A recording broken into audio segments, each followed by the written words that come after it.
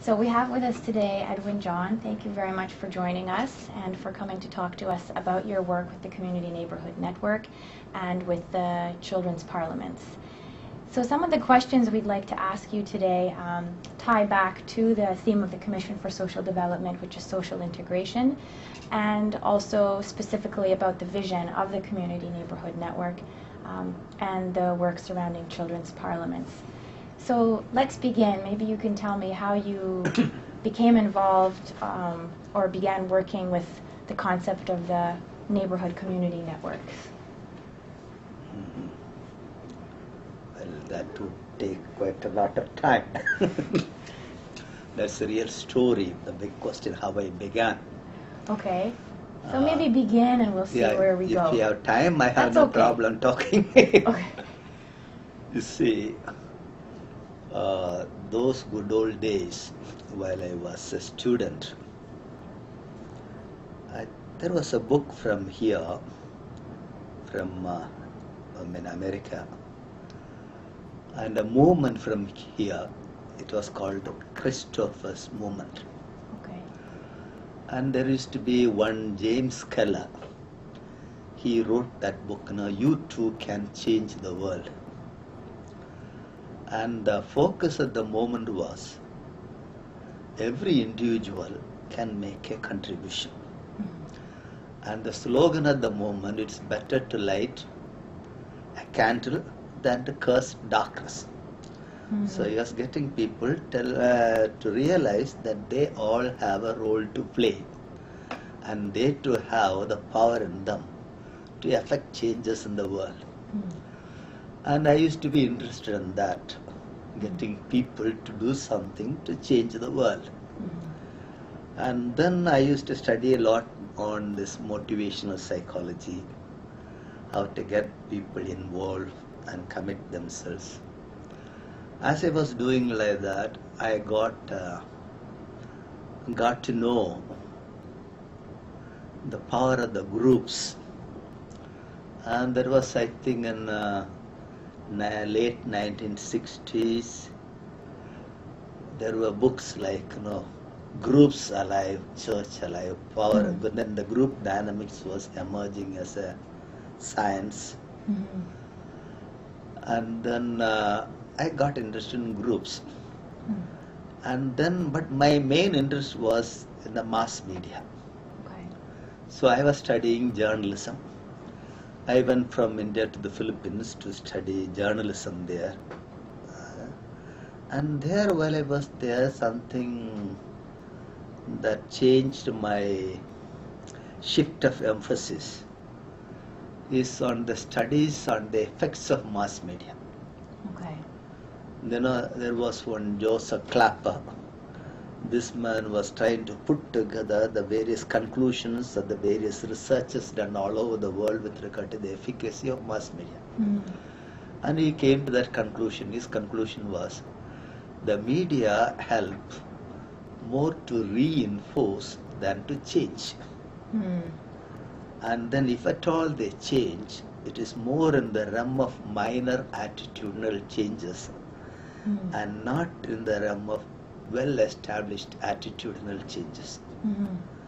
And so, if you want somebody to say, to change completely a kind of a conversion like that, media is not the one to be depended upon entirely.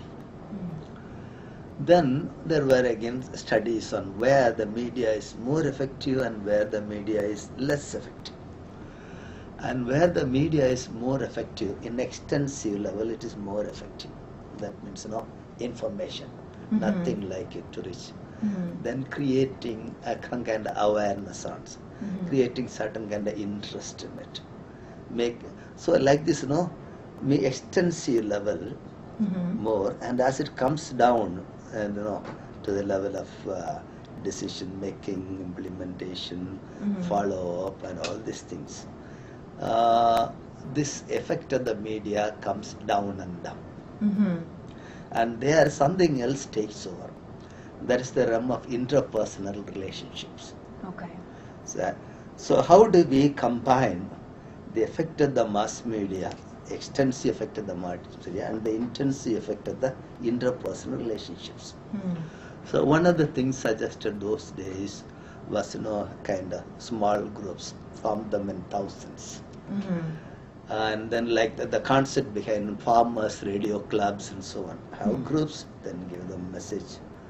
The groups are there to interact, to get to one another, to get over the various internal filters the fellow has got, and then to withstand the various pressures against change.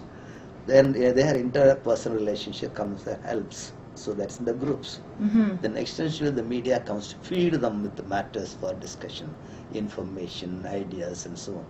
A kind of combined effect would be better. That's the idea.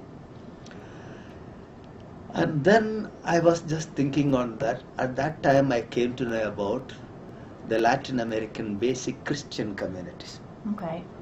What they did in Latin America, the big parishes formed into small neighborhood communities called base communities. And basic ecclesial Christian communities they call like that. The idea is small sized forums. And then the wider forum like a parish becomes the coming together, a communion of communities like that. Okay. So there I saw that kind of networking is very important. Because they can come together thousands of groups. They need to be federated if they have to be a force, a decisive force. Then that was very appealing to me. And why was a parish then in one parish? Then I tried to start this in the parish in 1977.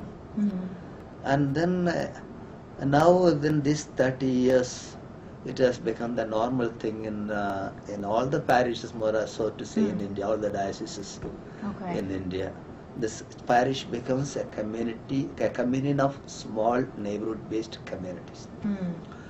And then I said this cannot remain merely at the church level. And then if you want a new world, it's not through the church people alone we are going to our work. We have to work with all people of goodwill. So how do we do that? How do we involve them all in the process of change? Then I said, why not we have neighborhood communities instead of where people of all religions, whoever there is in the neighborhood, come together. So territorially organized neighborhood communities. Why not we go for that? And then I evolved the concept of neighborhood communities and then started working for that. Neighborhood communities about 30 families each. And then later I thought, and I know, why not we stress this political dimension little more, because I could see the immense political possibilities of that neighborhood concept and these federations, multi-tier federations. Then I said it's good to get people think on that. So why not we call it neighborhood parliaments? So parliaments, the word was a very convenient word because parlare is to talk. And parliament is only a talking forum. And people are the ones supposed to rule, and they are coming together, sitting in a talking forum to see what would be their priorities and what should be their decision. That's the beginnings of what we call rule by people. Did this appeal to them? The change in the name, was it appealing? Gradually, more and more people are taking it seriously. Because as I see, good many people are disillusioned with the present structures of government. They say every time we speak for a change and something worse happens, what is the real problem? We want a corruption-free government, accountable government. It happens somewhat, but in other ways it goes backwards also. We want a just world through these democratic structures, but it's not always a just and equal world that is emerging, world of equality that's emerging. These things also lead to high inequalities. What could be the reason? People have been getting disillusioned and searching. And when I suggest this neighborhood parliament concept, they see maybe there is, they see there's a point like.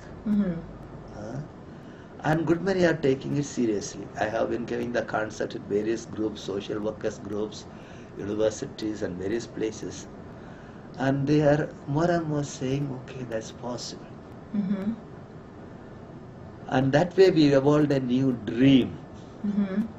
And the dream is one of a multi-tier global federation of neighborhood parliaments of about 30 families each, territorially organized. And then for this neighborhood parliaments and their federations, we gave some guiding principles. One principle we said is principle of smallness of size. So you limit the number of families. That means, we say the bigger a forum gets to be, the more it becomes the game of the big voices. And the small voices don't have the reach. So they go unheard, unattended to, more or less voiceless. Yeah. Okay. So we have a system now where by having basic constituencies big, we ensure systemically that poor people don't have any voice except once in 5 years or 4 years or so, on a token basis to choose between two Larger candidates voices, yeah. over whose selection anyway the people didn't have any say. Some two power structures decide, and the people have to choose between, so to say, between the devil and the deep sea, like that. And that becomes the democracy without much content to the choice. Now if people really do have their say, their problems will be addressed. So we want to ensure that the last and the least person has constantly a say. And what is the way? We say make the forum small, both at the neighborhood and at every other level. If it is a global federation, even the global parliament need only to be a small face-to-face community, because by having too many people, you are not having a wiser decision. Okay.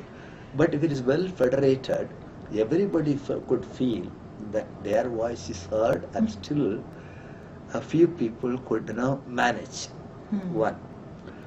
And then our own Mahatma Gandhi, of India, and he used to say, one cannot go on fooling a face-to-face community for long. So smallness ensures that nobody stands behind anybody else, hides behind anybody else. Everybody is answerable, accountable, and the situation becomes transparent. One. Then second principle we gave, it should be, federation should be in a numerically uniform pattern. Okay. That means, once you have so many neighborhood, so many houses, the first level parliament, neighborhood parliaments. Once you have so many first level parliament, second level parliament, everything according to a number pattern means, if the whole world gets organized this way, it will be a new pattern entirely. There will not be scope for bigger districts, smaller districts, bigger states, smaller state, bigger nation, smaller station, and everybody will belong equally. And feel that everybody is placed at an equally advantageous distance from decision-making centers. That would mean that when everybody feels that equally why do they fight for a boundary war like that? Fight a boundary war for a bigger nation, smaller nation, be here, our nation, your nation, need not be. Okay. And then another thing, we say the third principle, subsidiarity. Subsidiarity means, suppose this is main level, this becomes subsidiary. Next level, this becomes main, this becomes subsidiary. So principle of subsidiarity is whatever can be done at any subsidiary level, don't take it to any higher level. And higher levels are to deal with only those matters that no lower level can handle. That means if you have that principle, consultations, participation, importance, dynamism, everything, action, everything at the lowest levels possible. Then everybody feels that he is somebody, not a non-person. Somebody else decides somebody else's world, we have nothing to do. No.